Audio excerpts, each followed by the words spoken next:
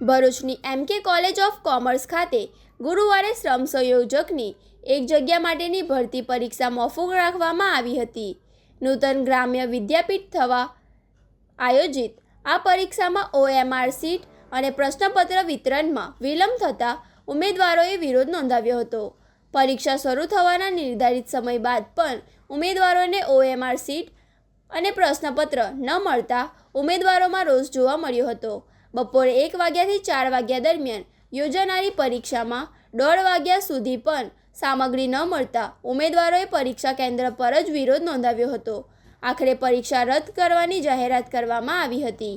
આ પરીક્ષા માટે સૌરાષ્ટ્ર, ઉત્તર ગુજરાત સહિત સમગ્ર રાજ્યમાંથી આશરે 130 ઉમેદવારોને કોલ લેટર આપવામાં આવ્યા હતા, જેમાંથી અંદાજિત 100 જેટલા વિદ્યાર્થીઓ પરીક્ષા આપવા ભરૂચ પહોંચ્યા હતા.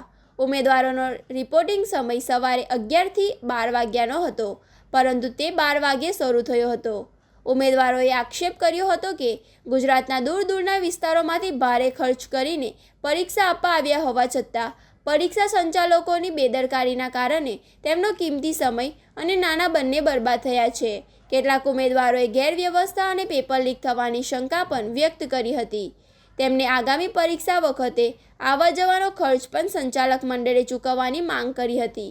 બીજી તરફ નૂતન ગામ વિદ્યાપીઠ થવાના પરીક્ષા સંચાલકે સ્પષ્ટતા કરી હતી કે પરીક્ષાની ગોપનીયતા જાળવવા માટે 3 અલગ અલગ આચાર્યો પાસેથી પ્રશ્નપત્ર તૈયાર કરાવવામાં આવ્યા હતા. ગુરુવારે સવારે 9 વાગ્યાથી CCTV કેમેરાની દેખરેખ હેઠળ ઇન-હાઉસિંગ પ્રિન્ટિંગ પ્રક્રિયા શરૂ કરાઈ હતી.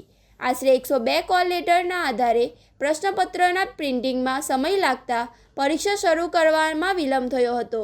સંચાલકોએ ઉમેદવારોને વધારાનો સમય આપવાની તૈયારી દર્શાવી હતી, પરંતુ વિદ્યાર્થીઓ સહમત ન થતાં પરીક્ષા મોકૂફ રાખવાનો નિર્ણય લેવાયો હતો.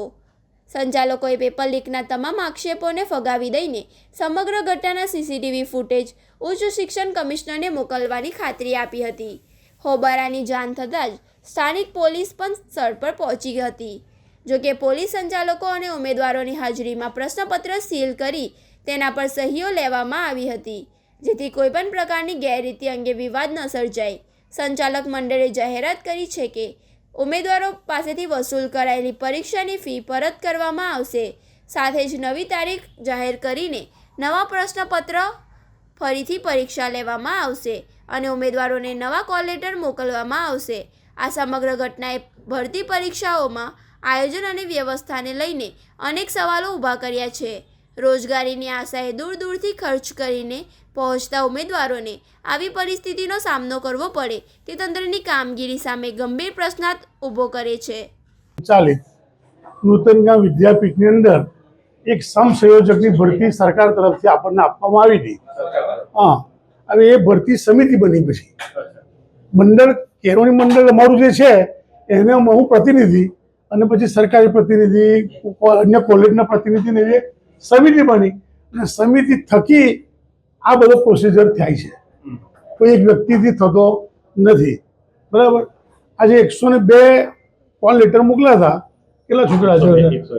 56 છોકરાઓ આજે હાજર હતા. બધા આજે હાજર થવાનું. આજ પરીક્ષા આપવાની રહ્યા છે. આજે હાજર 102 કોલ લેટર સામે 56 વિદ્યાર્થીઓ. હું વસાવા સંદીપ કુમાર ડેડિયાપાડા તાલુકા નેત્રંગ ગાળદા ગામથી આવું છું. આજે નૂતન ગ્રામ વિદ્યાપીઠ થવાની એક ભરતી સરકાર માન્ય ભરતી હતી, જે ભરતીનું નામ શ્રમ સંયોજક હતું. એના માટે આજે સ્પર્ધાત્મક પરીક્ષાનું આયોજન કરવામાં આવેલું. એનું સ્થળ MK કોલેજ કોમર્સ ભરૂચ રાખવામાં આવ્યું હતું. ત્યાં અમે પરીક્ષા આપવા માટે આવ્યા હતા. ત્યાં અમારો રિપોર્ટિંગ ટાઈમ 11 થી 12નો હતો, પણ 12 વાગ્યા સુધી કોઈ મેનેજમેન્ટે અમારું રિપોર્ટિંગ માટે આવ્યું નહોતું. ત્યાંથી અમને કામમાં ડિલે જણાતા આશંકા જણાઈ હતી. ત્યારબાદ અમારું 12 વાગ્યા પછી અમારું રજીસ્ટ્રેશન કરવામાં આવ્યું હતું. અમને બ્લોકમાં 1 વાગે બેસાડવામાં આવ્યા હતા. બેસી ગયા પછી 30 મિનિટ સુધી અમને કોઈ OMR સીટ કે પેપર આપવામાં આવ્યું ન હતું. તેથી અમને આશંકા જણાઈ છે કે આટલું ડિલે થવાનું કારણ શું. તો મેનેજમેન્ટે અમને કોઈ યોગ્ય કારણ આપ્યું નથી. અમે લેખિતમાં માગ્યું હતું, પણ વાત અલગ અલગ રીતે રજૂ કરવામાં આવી. અમને એવું લાગે છે કે પેપર લીક થઈ હશે એવી અમને આશંકા જણાઈ છે. જેથી અમે આજે મેનેજમેન્ટને જાણ કરી છે કે પેપર આજની પરીક્ષા મોકૂફ રાખવામાં આવે અને આ પેપર જાહેર કરવામાં આવે અને અમને જે નવી પરીક્ષા લેશે ત્યારે આ જ પેપર ન ઉપયોગ થાય તેની બાહેધરી આપો અને નવું પેપર બીજી પરીક્ષા વખતે નવું પેપર લાવવામાં આવે એવી અમે રજૂઆત કરી છે. તે અમારી મેનેજમેન્ટે વાત સાંભળી છે અને આજની પરીક્ષા મોકૂફ રાખવામાં આવી છે.